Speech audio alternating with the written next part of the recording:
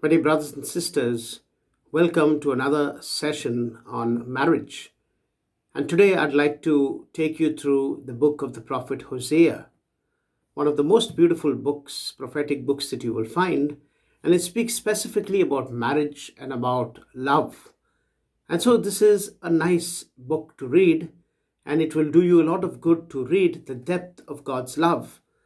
Besides giving us an idea of how you and I should also kind of focus on loving one another. And so let's begin with understanding this book, and we will relate it to marriage and to love. The book begins by telling us of the prophet Hosea, or Hosea as it is called in the English. And Hosea is called by God to marry a woman called Gomer. Now, Gomer is a prostitute. Now, we don't know whether she's been a prostitute before or after the marriage, whether she is with lovers. We are not told, and it is too difficult to guess what exactly is being said in the original Hebrew. But what is important is that Gomer is a prostitute. She is unfaithful to the marriage, and she is somebody who has sexual relationships with all and sundry, really. And so, when we look at prophets, we must recognize a number of things. First of all, that a prophet's life is as symbolic as his words. And though his words may speak God's message, his life also speaks God's message. And this is one very good example where Hosea is called to marry Gomer, a prostitute. And she is the one who represents Israel. Israel is someone who is like a prostitute, who is going after all kinds of gods rather than staying in a marital relationship with Yahweh, in a covenantal relationship with Yahweh. So Hosea represents God, whereas Gomer represents Israel. And as he has every right to really divorce Gomer, God tells him instead to love her, to be tender to her, and to be compassionate with her and win her over.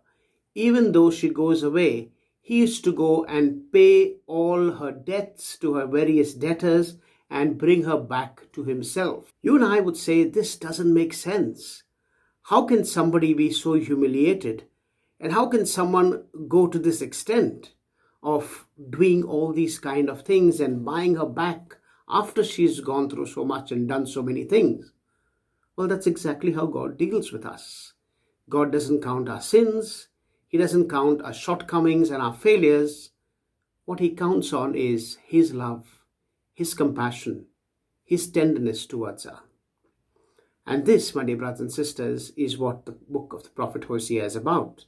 Hosea has 3 children from this marriage. And as the entire story goes on, we are told of Israel, who is like Gomer, going to other Baals and so on. So what is God's plan of restoration? God's plan is not to draw her back by force. On the contrary, he says that because Israel is prostrating herself before the Baals, the other gods of the Canaanites, Israel will be taken into exile by the Assyrians and they will be utterly destroyed. But then God will speak to her tenderly. Like Hosea goes and meets her suitors, he will bring her back, bring Israel back to him, and she will love him tenderly. The next part of the book really analyzes the problem. Although Hosea says that this is going to happen and this is what God is going to do, he also prophesies that this is not going to last forever. Why? Well, because that is how Israel has always been. He goes through the story of Jacob, who cheated and who lied. He goes through the story of the Israelites in the wilderness who grumbled against God. And he goes on through many other examples to show us that Israel has always been like this. You see, when we speak of marriage, my dear brothers and sisters, we have 2 people. And 2 people have their history. They have their past. And the past always tells on their future. And this is something, my dear brothers and sisters, we need to keep in mind. But what is important is not to bring up the past, but to recognize these tendencies and to overcome them with love. And this is what God does. You see, you and I both have a past. None of us are already saints. I'm sure I have many sins, as do you. And so, my dear brothers and sisters, when I look at my own sins and I look at what I have done, it's very likely that I would kind of repeat them again. And this also happens in marriage because of our upbringing, because of the various factors in which we are brought up. We tend to develop a kind of personality. We tend to develop a kind of relational attitude.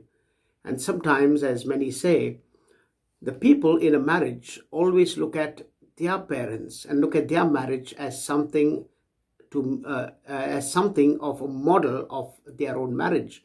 And therefore, if the previous marriage is one of violence, there is a good chance that this marriage will also be violent. If if the marriage of the parents is one of great love and understanding, there is a good chance that the other marriage of the children will also be full of love and understanding. Now, while that is true, we are not bound only by the past. You and I are bound by a relationship to a third person, and that is God. And God makes all the difference, you see. God is the one who brings about a change in our lives. God is the one who gives us the ability to be tender and compassionate. Why and how? Well, because that is who He is. He is love. The definition of God in the Bible is God is love. And God is compassionate. How do we know this? Well, because He tolerates us. He reaches out to us in spite of our wrongdoing. He doesn't just annihilate us. He brings us back to Him. And so we have good reason to believe that this God who is compassion and love, He's the one who can really train us to reach out to our spouse, to the other person. How? By experiencing that love and compassion of God ourselves. If I, who am evil, receive love and forgiveness and compassion, then I am sure I can reach out at least in a little way with the same love and compassion to my partner, to others around me, and therefore I can be a changed person even though the marriages that I've experienced in the past of my parents, etc., the upbringing that I've received may not be all that conducive to marriage. And so you and I really have a choice to make in the present, whether we are entering into marriage or whether we are already married. What's more, my dear brothers and sisters, is that as we move on in the married life, the book of Hosea really teaches us so much. It teaches us to forgive the other, to really pay back all the debts that is owed to the other, and really receive the person back. As Hosea goes out and pays the debtors of Gomer, so too you and I are called to forgive the other person's sins and accept the person as they are back. And in this acceptance, there is a movement in the heart of the person that brings about change. Now, this obviously is not instantaneous. It is not a cause and effect relationship that just takes off. We need to be practical as well. This can take time, weeks, months, years, and yet, if we are persistent and we continue in this manner, then we will surely experience what God wants us to experience in marriage, His love burning in our hearts. The book really closes with God saying that He will raise up a Messiah who will really draw Israel to Himself. And how is He going to do this? Well, He gives us the example or the imagery of a tree that is planted and grows deep roots. And as it grows deep roots, it also grows in strength and bulk. And then it has these great branches and great foliage. And then it becomes a shelter to everyone. This is what marriages are about. This is what we are really called to look up to. Marriages, my dear brothers and sisters, and for that matter, any relationship, is about a tree growing. A tree that grows slowly but surely, thrusting its roots deep into the soil so that it is strongly anchored and growing up to be a robust tree, a tree that can then shelter everyone in its shade. And this, my dear brothers and sisters, is what our marriages are called to be. Like the tree, taking time, going slow, developing deep roots, waiting on each other, helping each other, and growing up. But this, my dear brothers and sisters, is possible only if we listen to God and listen to the other. And if we reach out to the other as God reaches out to us, if we experience God's love, if we are open to that experience, then we experience it.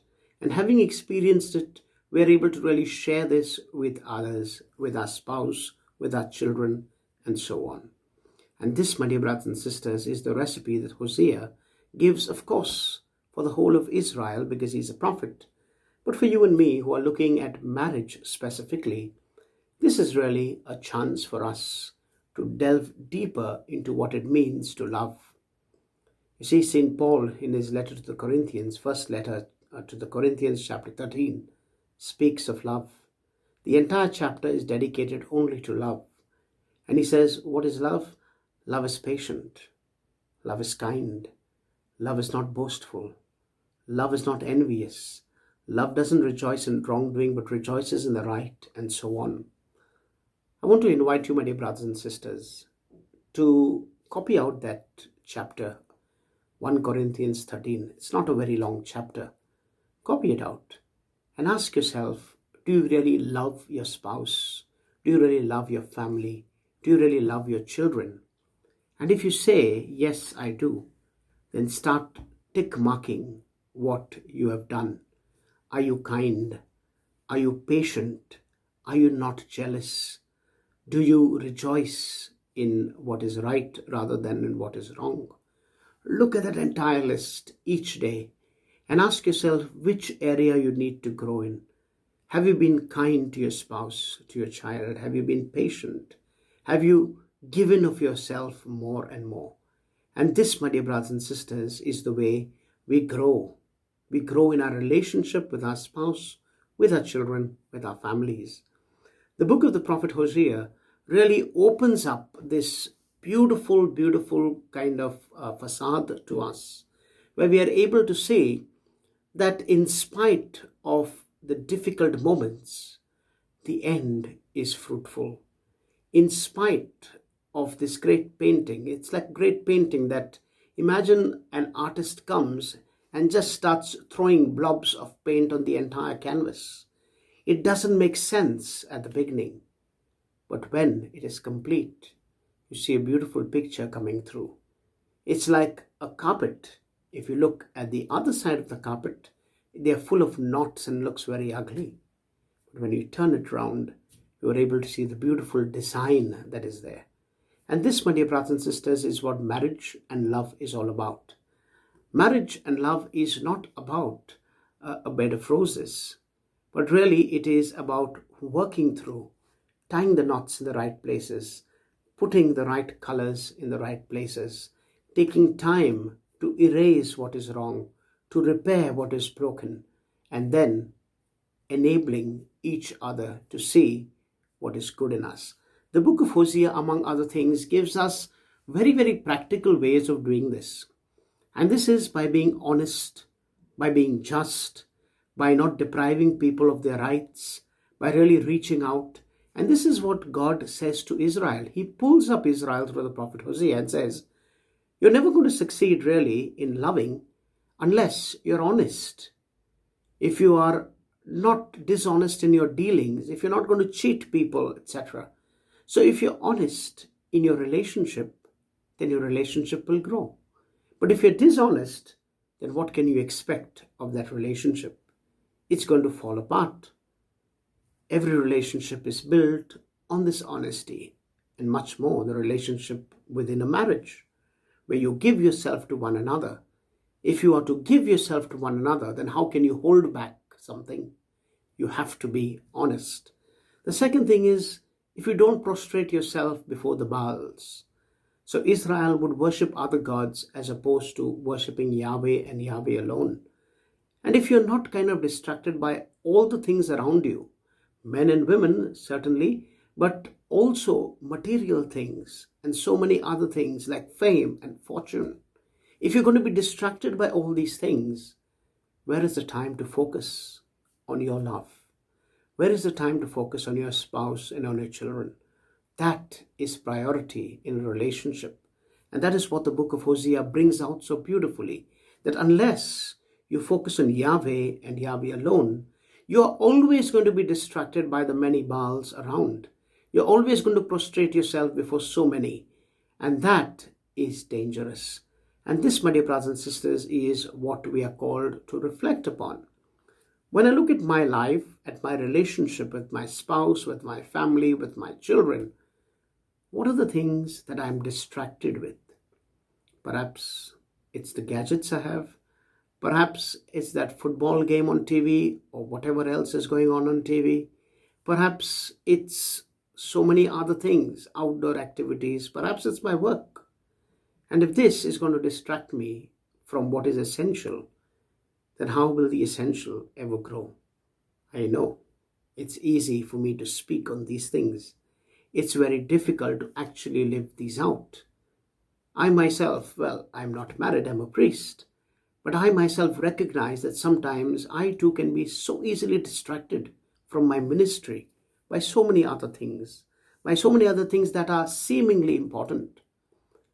And the challenge to me, as it is to you, is also the very same, to focus on really coming back to what matters, to returning to your first love, to giving everything to the other. It is only then that you live your marriage. It is only then that you are able to give of yourself completely to the other. It is only then that I, as a priest, can truly live out my ministry as a priest. If I give of myself completely to God and to His people, and to you, my dear married people, if you give yourself completely to your spouse. Is it difficult? Yeah, very, very difficult. Is it impossible? No. You can. You will make mistakes. You will fall. But then didn't you fall when you tried to stand up as a baby? And you learn to walk and you learn to run. And as your legs get strengthened, you're able to do much more. And so, my dear brothers and sisters, the same thing happens also in our spiritual life. We stumble, we fall, but we get up, we dust ourselves, and we try again. And as we keep trying and trying, we become better and better. Perhaps we may never reach perfection, but that's the joy of trying. That's the joy of learning. That's the joy of constantly moving ahead. May God be with you. Read the book of the prophet Hosea. Don't just listen to this video, but read the book. And as you read the book, look at your own life. Allow God to really speak to you in and through His word. His word is alive and active, and His word can help you grow and develop. Your relationship will be great if God is at the center of it, and if you're able to give yourself completely and totally to the other. God bless you. Have a great married life.